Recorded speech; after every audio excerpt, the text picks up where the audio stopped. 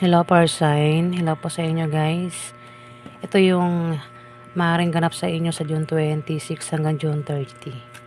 Ito ay 5 days reading para sa inyo, Parsign.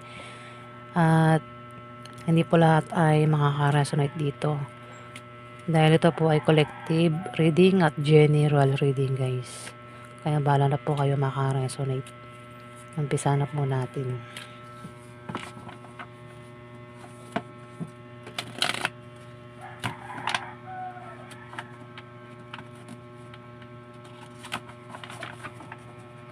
Okay, Parsign.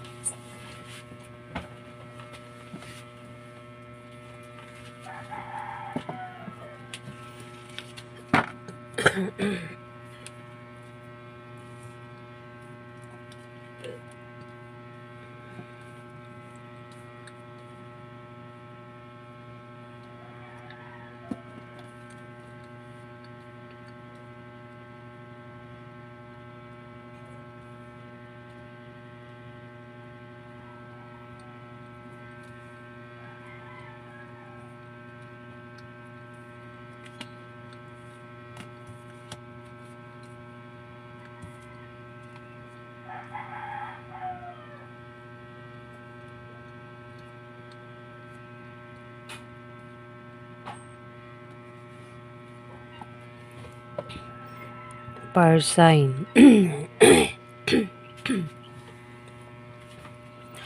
Sorry, guys. Maya alis. Pwedeng ikaw, hindi mo kilala mo siya. Maya alis, may magta-travel. Merong pupuntahan. Pwede rin na may magpapaalam. O maaaring may hindi magandang imbitasyon o pangyayari ang darating pero kailangan. Parsign.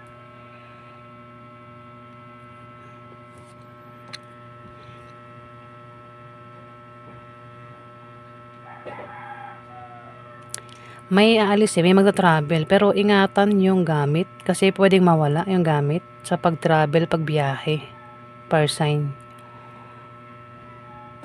Na sobrang ikakalungkot mo kapag nawala yan.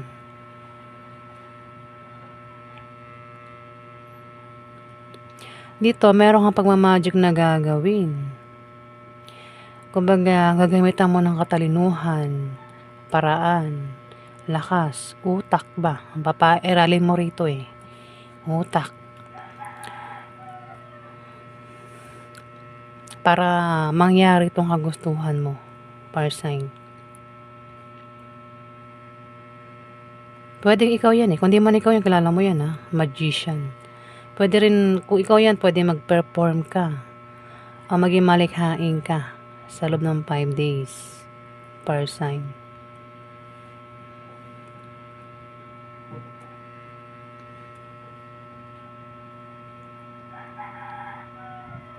Dito, the world, hawak mo ang mundo mo, lahat magagawa mo, walang pwede makialam sa'yo.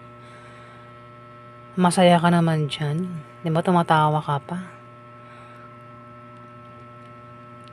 may aangat daw sa'yo. Pwedeng kaperahan mo, negosyo mo, o kung ano man yung aangat sa'yo, di ba? Basta may pag-angat daw na mangyayari.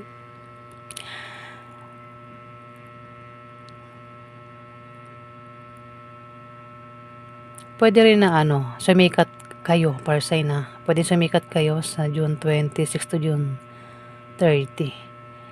At lalo pa kayong sisikat kung sikat na kayo. Pero kung hindi ka pa sikat, sisikat ka daw. Maaaring isa kang Sagittarius. Mas malapit lang Sagittarius ang zodiac sign nandito. Knight of Wands. Isa kang lalaking malakas ang loob, kakit-akit, hindi mapakali.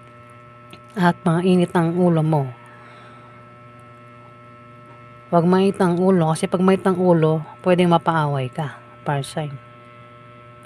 Pwedeng mainit ang ulo mo kasi sa inaantay mong ito. Meron kayo inaantay napaparating.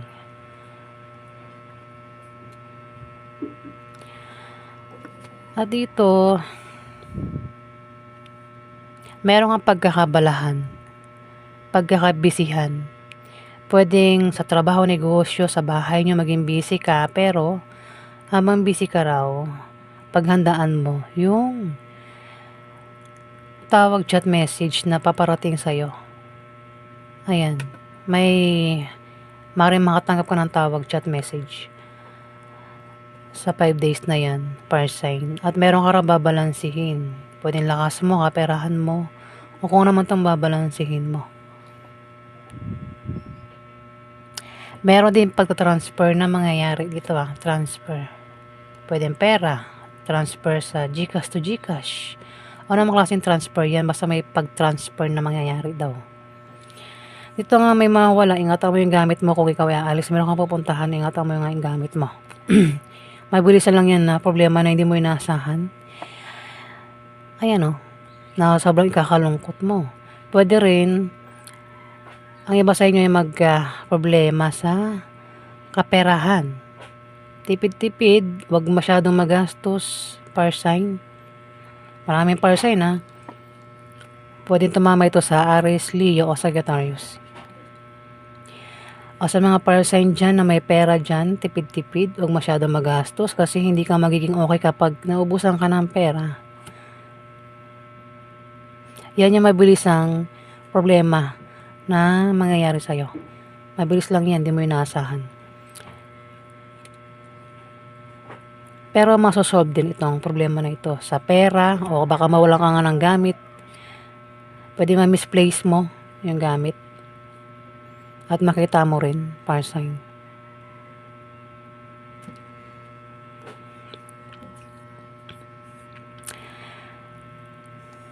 Dito, ang nalamunan ko may plema Meron kang inaantay na pagdiriwang, pwedeng patungkol sa'yo. Ako kayo napapatungkol ito. Hindi lang ikaw nag-aantay, kundi 3 kayo. Pwede rin na may inaantay kayong resulta o wish na maaaring mangyari yung wish mo.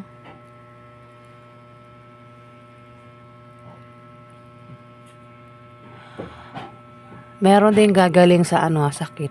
May gagaling sa sakit, physical man o emotional. Ayan.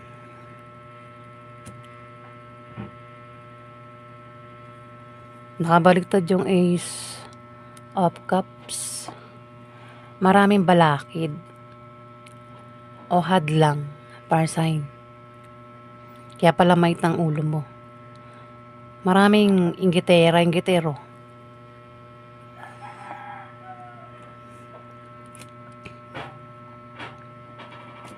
Ayan, maraming mga sungot, diba? Kasi nakabaliktad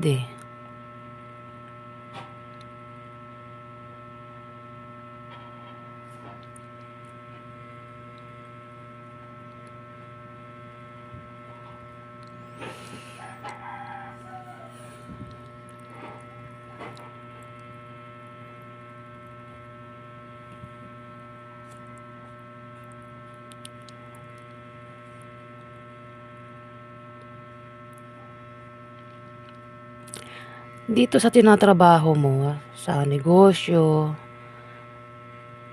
sa trabaho man yan, o kung saan man yan, na ikaw ay magiging busy, may mga hadlang, may mga balakid, may mga inggit, ganyan. Sa kung ano man 'tong ginagawa mo, may mga sa paligid mo. Ayan, fire sign. May inaantay ka na paparating, pwede rin dahilan yun kung bakit hindi dumarating. Kasi dahil sa mga taong yan na balakid, hadlang eh.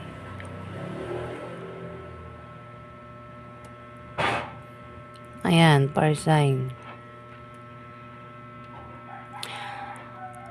Ayan yung ganap sa inyo sa June 26 to June 30.